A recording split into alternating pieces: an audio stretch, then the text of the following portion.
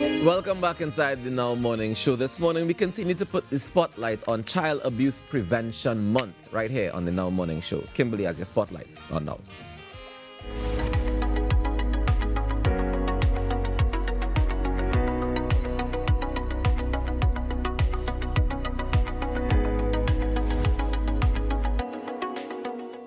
Now, the Children's Authority of Trinidad and Tobago is partnering with the Gender and Child Affairs Division at the Office of the Prime Minister to raise awareness and sensitize the public about child abuse and ways to prevent it. This morning, we're going to be talking about mandatory reporting and legislation. And so joining me from the authority is psychologist Ahhalia Ramdass and senior legal associate Mr. Dwayne Murray. Good morning. Thank you so much for joining us. Ahhalia, I want to come to you first because we have been talking about child abuse prevention and, of course, child abuse for the entire month of April. But as it relates to those who are obligated to report instances of child abuse, who can we say are those people? Well, I want to make a very firm statement and say that we are all responsible for reporting. Every single citizen of Trinidad and Tobago is responsible for reporting any instance of child abuse that they may become aware of. However, when we get to the place of understanding who are the persons who are in position of trust, the persons who are obligated by law to mandatory reporting, then we're looking at persons who are given the care of children, whether it's temporary, so definitely parents and caregivers, but then also individuals who are given temporary care and control of a child. So we're looking at teachers and coaches and pastors and, anyone who has that responsibility over your child, even if it's for a temporary period. Those persons are considered persons of trust, and those persons are considered persons who must report if they suspect an instance of abuse. Yeah. Dwayne, I'm going to bring you in here because I was wondering as well, are there any sort of consequences legally for not reporting instances of child abuse? Yes, so under the legislation, failure to report instances of child abuse could result in a fine or even imprisonment of up to 7 years or both. A fine of up to 15,000 and imprisonment of up to 7 years. Yeah. Now, I know when we're talking about child abuse, we have physical abuse, sexual abuse. I know we've also started the conversation about financial abuse as well. Does it all fall under one umbrella? So, for example, if a child is being abused financially and I don't report it, am I still going to have to pay that fine if it is brought before the courts and that sort of thing? Yes, you will still be liable for failure to report. What does child abuse, financial child abuse, look like? Financial child abuse will basically look like not giving the child monies to go to school, preventing the child from getting monies to education, for food, for things like that. Basically depriving the child of any sort of finances to make the child have a better sort of life. Yeah. Now, allow me to go off course here a little bit. I know recently there was an article about a child who was at home, and there have been instances of children who have dropped out of school mainly because their parents aren't able to financially provide for them. Maybe they are a member from, a poor family, that sort of thing. Are those parents going to be fined for child abuse because they don't have the money to send the children to school? Each case is taken on a different. Each case is unique to one. Basically, an investigation will have to be done to find out the relevant details before any sort of charges could be laid. Yeah. But the authority is here to assist persons. There are certain social programs that persons can sign up for to get assistance to prevent this financial abuse. So once the authorities see that the parent or legal guardian is working towards that sort of financial stability, then maybe they might be, I don't want to say off the hook, but then maybe they may not fall under that sort of law. Yes. Okay, interesting, because it came up and I just wanted to confirm that. Laws that govern children, let's talk about that.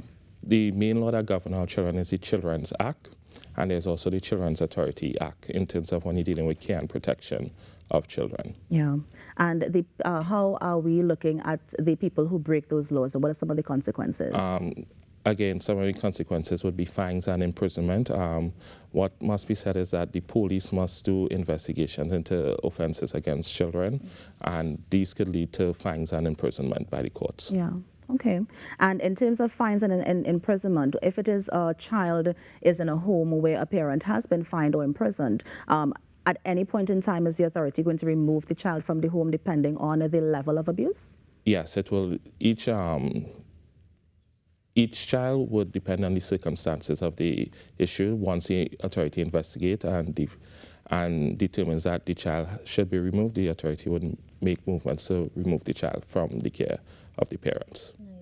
Ahhalia, I'm coming back to you because I want to talk about cultural shift, right? We have had instances of child abuse, and it's something that we don't talk about sometimes in the church, right? And at times, because it is a leader in the church, they often tell you to pray the pain away. How can we move away from that sort of thinking? So we have to, in Trinidad and Tobago, all over the world, we have to start being more direct and explicit when we talk about child abuse, when we talk about the consequences of child abuse, how we're engaging even our children and what we're teaching them from a young level. We have to start changing our mindset and our perception. So I'm not discouraging anyone from praying, but we can pray for a situation, but we still have to be responsible, and we still have to remember that it is our duty under the law, under morality, if you call it, to still report instances of abuse and to ensure that we are protecting our children. They are a vulnerable population. They don't have the autonomy to protect and care for themselves, and so we need to step up. And, you know, this month is about that, raising awareness. The Children's Authority is engaged in education campaigns all through the year. We sort of ramp up a little bit during April because, you know, it's that time dedicated for it. But we have to start changing or ideas or beliefs or attitudes toward children, and, you know, stop seeing them as just children. You know, how do we change them? By education, by confronting, by talking, by using spaces like this, using our social media platforms, using our conversations with each other in our daily lives. We have this habit of ignoring, like you said. So we're not going to check our partner. We're not going to check our brother or sister or auntie or elder in the family because we feel as though it's not respectful. But we have to start changing that mindset of what is respect. You can respectfully challenge someone on their views and their opinions about certain things, and we have to start making the conversation bigger, public. We have to start doing it, and we have to encourage persons. I always tell adults, you know, they say you can't teach an old dog new tricks. We have to be in that place where we are willing to unlearn some of the harmful beliefs and attitudes that we have been brought up with. We have to do away with ideas like, I went through that and I turned out okay. All of these things are entrenched in our society, in our culture, and we have to start challenging it. It is not okay to hold on to these things that do not serve us, that have never served us. We've just never been brave enough. We've never had the platform to talk about it. And we really have to start being more responsible. We have to start getting back to that place where we are once again a village. We are once again our brothers and sisters' keepers.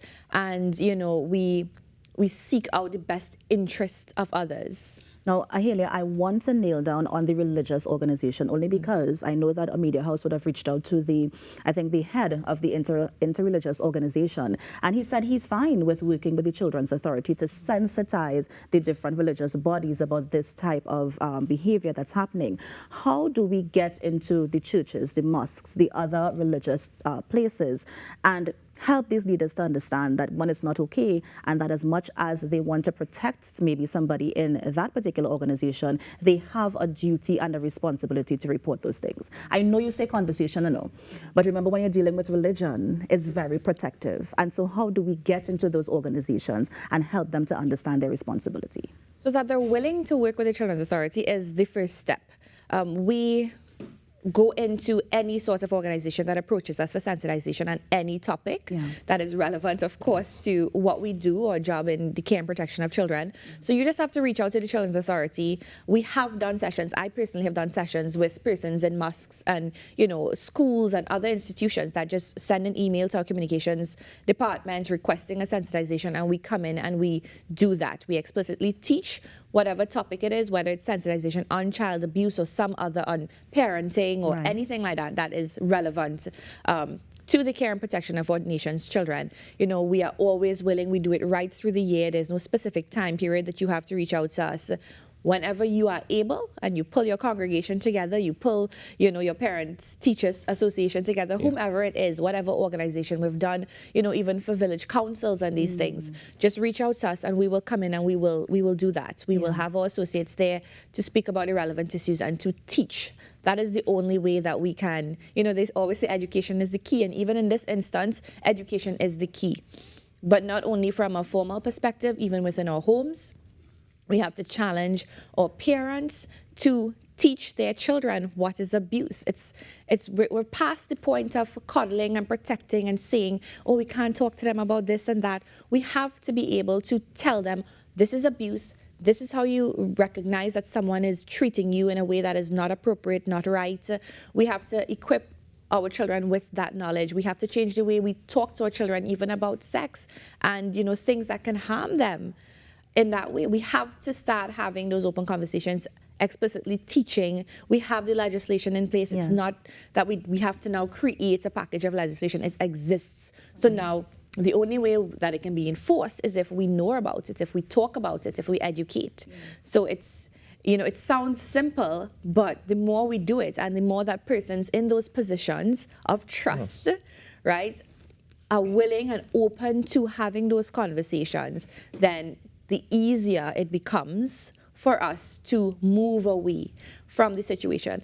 The authority receives between 4,000 and 5,000 cases per year. Within the last couple of months, 6 months or so, we have had 658 cases of neglect. We've had 504 children coming to us because of sexual abuse. And that's not right. That's 6 months alone. That's 504 children, boys and girls, who have been somehow maltreated by an individual who thought it's their right. We have to change our ideas about what a child is.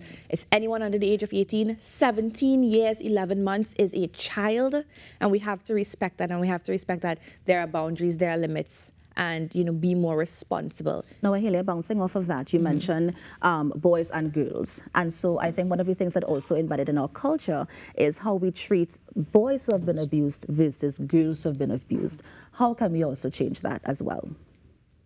By talking about it. Talking about it again. We have to normalize the conversation. But before the conversation happens, we have a little boy who may have been abused, who is afraid to go to that person of trust. Maybe because of embarrassment or shame, it was going to be different for a boy than a girl. Why is there embarrassment and shame surrounding it? Tell me. Because it is hidden, it's taboo, we don't talk about it.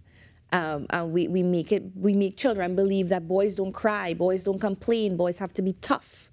And we have to start changing those mindsets. Those are the harmful ideas and beliefs and mindsets that keep us where we're at. We have to realize whether you're a boy, whether you're a girl, whether you're whatever, you are a child and you are owed protection by the adults in your life. That is your right and that is our responsibility. So we have to change the mindset about how we view it.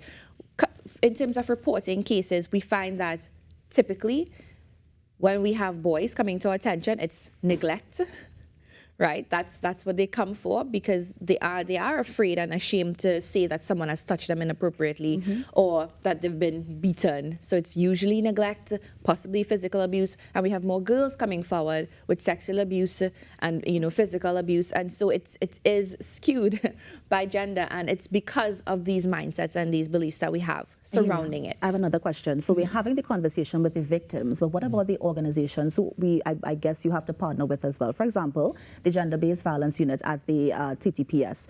We have gotten reports that and the majority of them will be older, but there have been some instances of children who may have been abused and they may be afraid to go to the police station. What is the first step? If you're a child and you have been abused, does the parent or guardian go to the police first, or should they come to the Children's Authority first? Whomever they approach, the information is relayed to both agencies. And the agencies are sensitized to handle that sort of thing? Yes. So if you go to the police and you report to the police, they will automatically send that report over to Children's Authority and vice versa. We will send the information directly to the police as well, and then the investigations will kick off on both ends. Right. I want to remind the public that we investigate to substantiate reports of abuse, to action the intervention and rehabilitation of that child or children in the circumstance. The police actions the criminal investigation, right? So it is both agencies working together when And then reports law are will come made. in if Yes. it needs to.